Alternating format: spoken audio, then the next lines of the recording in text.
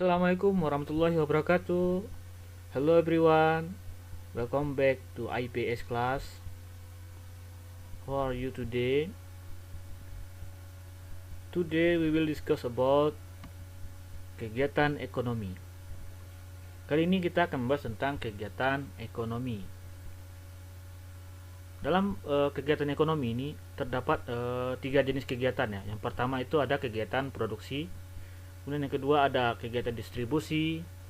Kemudian yang ketiga ada kegiatan konsumsi. Mari kita pelajari satu persatu. Kegiatan produksi. Apa itu kegiatan produksi? Produksi adalah kegiatan menghasilkan suatu barang atau jasa, atau kegiatan menambah nilai guna barang atau jasa.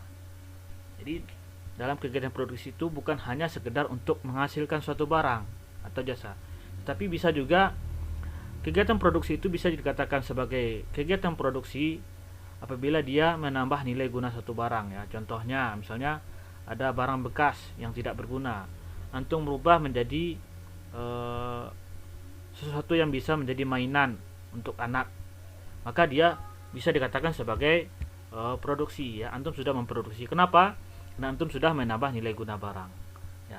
Jadi nilai guna barang itu bukan hanya satu jenis ya, tetapi ada beberapa jenis nilai guna barang. Mari kita lihat perbedaan nilai guna suatu barang. Dapat dilihat yang pertama itu ada nilai guna bentuk ya. Bagaimana nilai guna bentuk ini?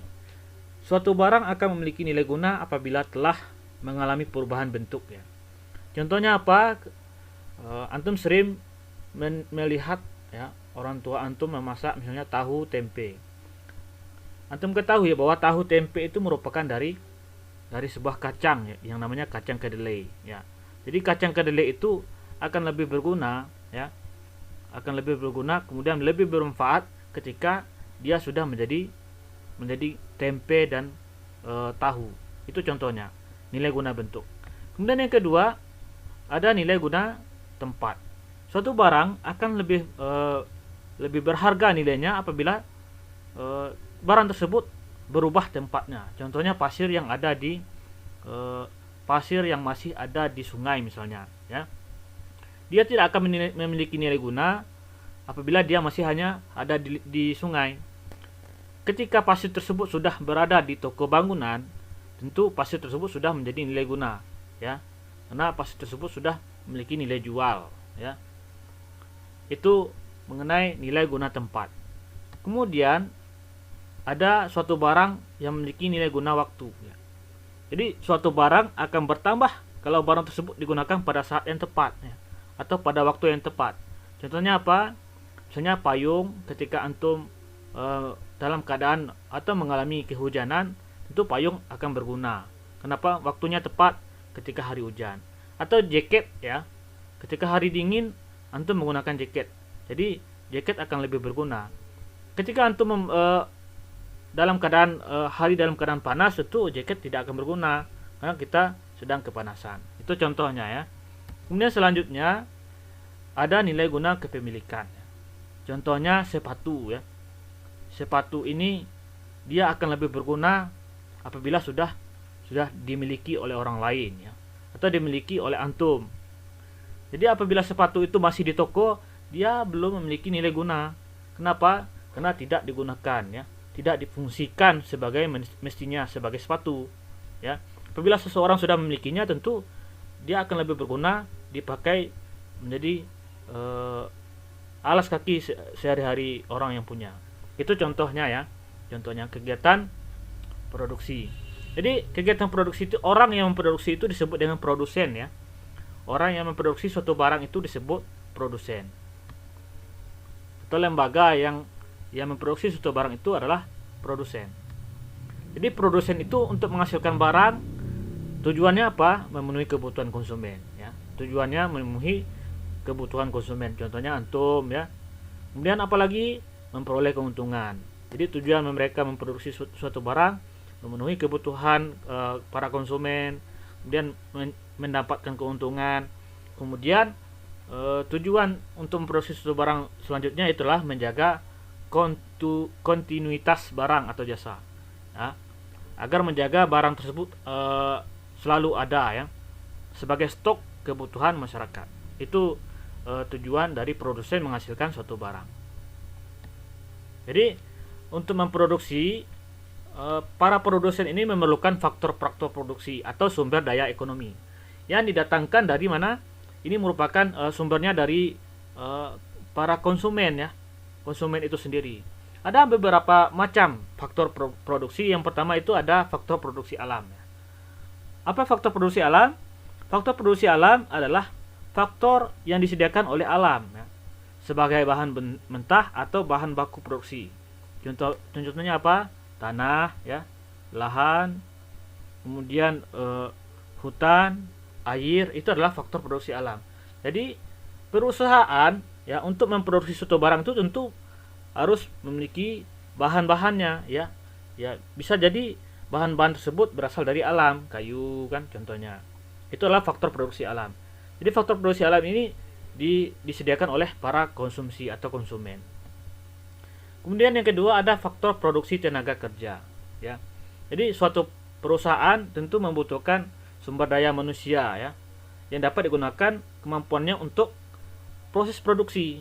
Jadi ada perusahaan, tidak mungkin perusahaan itu tidak memiliki karyawan-karyawan. Jadi tentu para produsen ini membutuhkan faktor produksi tenaga kerja, ya. Jadi faktor produksi tenaga kerja ini bisa dibagi menjadi 3 bagian, ya. Ada tenaga kerja terdidik, contohnya apa? Contohnya guru kan, dokter. Kemudian ada juga konsultan contohnya, ya. Itu tenaga kerja yang terdidik. Ada tenaga kerja yang terlatih, contohnya apa?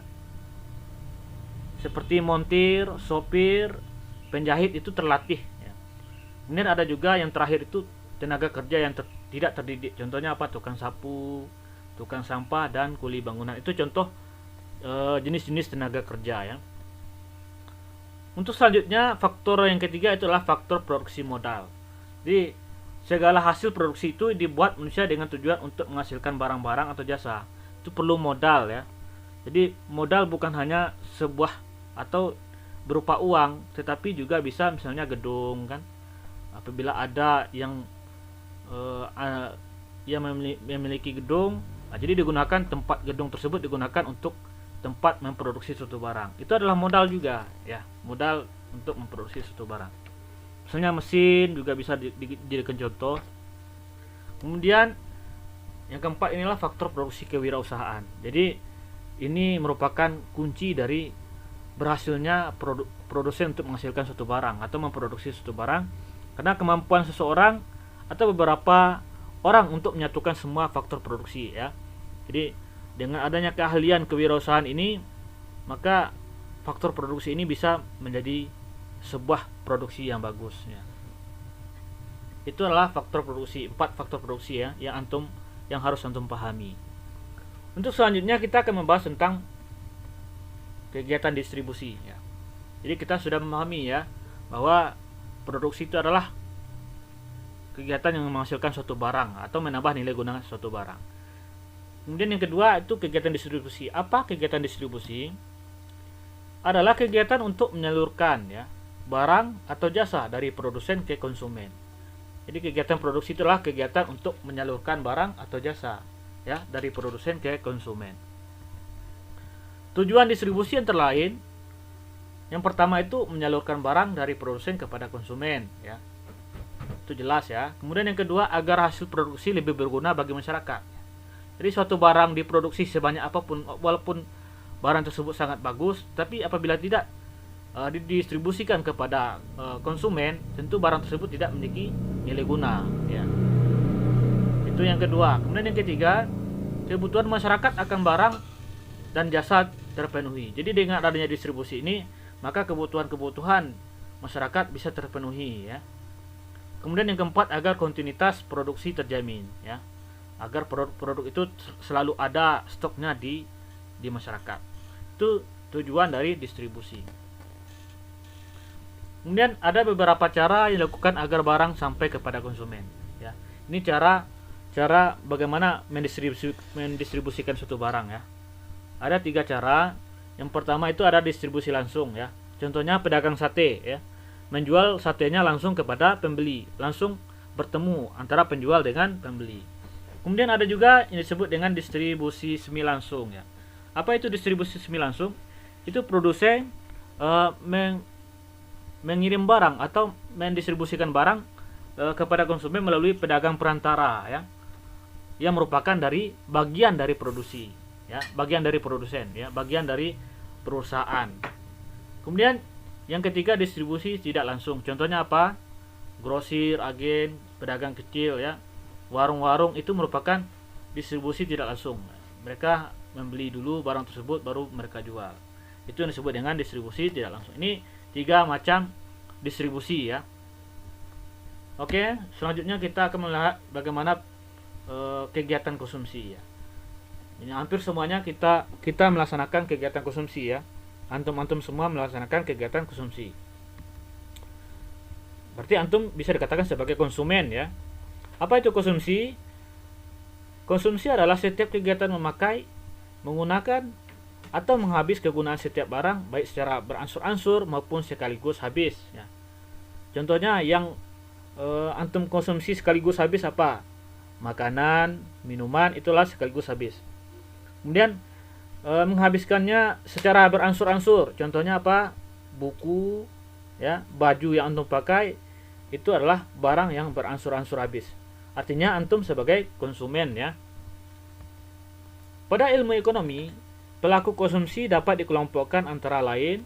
Yang pertama itu adalah kegiatan ekonomi rumah tangga keluarga. Nah, jadi ada yang namanya kegiatan ekonomi rumah tangga keluarga. Jadi sekelompok orang ya, ada ayah, ibu, anak, itu dikatakan sebagai rumah tangga keluarga. Jadi mereka melakukan kegiatan ekonomi sebagai konsumsi ya, menjadi konsumsi yang terkecil ya, di keluarganya. Contohnya itu kebutuhan masyarakat keluarga-keluarga itu berbeda-beda ya. Kemudian yang kedua atau yang B, kegiatan ekonomi rumah tangga perusahaan. Jadi kegiatan rumah tangga ekonomi perusahaan ini selain sebagai memproduksi suatu barang, dia juga bisa dikatakan sebagai konsumsi. Kenapa? Karena mereka untuk memproduksi suatu barang tentu memerlukan bahan-bahannya ya. Jadi bahan-bahan tersebut tentu mereka akan beli juga ya, ataupun mereka ambil dari konsumen ya. Tentu mereka juga sebagai rumah tangga perusahaan yang mengonsumsi. Kemudian yang ketiga itu ada kegiatan ekonomi negara. Jadi pada dasarnya sama dengan rumah tangga perusahaan. Jadi rumah tangga kegiatan ekonomi negara ini juga memproduksi suatu barang, tetapi juga mengkonsumsi suatu barang. Ya, jadi tujuan konsumsi negara berbeda dengan rumah tangga keluarga maupun perusahaan. Ya. Konsumsi negara bertujuan untuk memenuhi atau melayani kebutuhan masyarakat. Nah, jadi itu contoh, itu adalah pengertian dari kegiatan ekonomi ya. Jadi kegiatan konsumsi ini terdapat 3 ya menurut ilmu ekonomi. Ada kegiatan ekonomi rumah tangga keluarga ya. Contohnya antum, ayah, ibu, antum memiliki kebutuhannya masing-masing. Ya, antum mengonsumsi suatu barang.